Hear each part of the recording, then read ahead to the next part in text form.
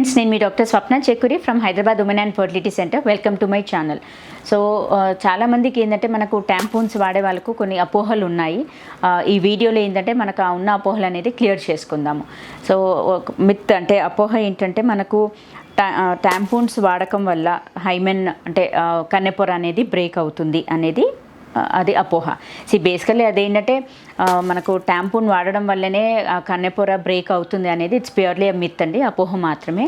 ఎందుకోసం అంటే మనకు ఈవెన్ హైమెన్ మెంబ్రెయిన్కి కూడా ఎలాస్టిసిటీ అనేది ఎక్కువగా ఉంటుంది.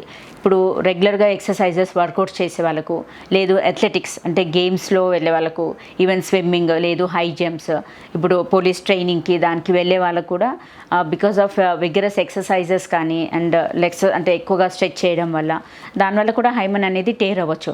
నాట్ నెససరీ ట్యాంపూన్ పెట్టడం వల్లనే కన్నెపొర అనేది టేర్ అవుతుంది అనేది మాత్రం కాదు. ఈవెన్ వితౌట్ దట్ అంటే రెగ్యులర్గా వర్కౌట్స్ చేసి యోగా స్ట్రెచెస్ ఎక్కువగా చేసిన వాళ్ళకు కూడా కన్నెపొర అనేది బ్రేక్ అవ్వచ్చు. And it's a natural tendency, అంటే బికాస్ ఎలాస్టిసిటీ ఉంటుంది కాబట్టి మనము ట్యాంపూన్ పెట్టేటప్పుడు అది స్ట్రెచ్ అయ్యి దాని ద్వారా లోపలికి వెళ్ళిపోతుంది. తీసేటప్పుడు the same thing. And doesn't mean అంటే మనకు ట్యాంపూన్ వాడడం వల్లనే హైమెన్ టేర్ అవుతుంది అనేది మాత్రం ప్యూర్లీ అపోహ.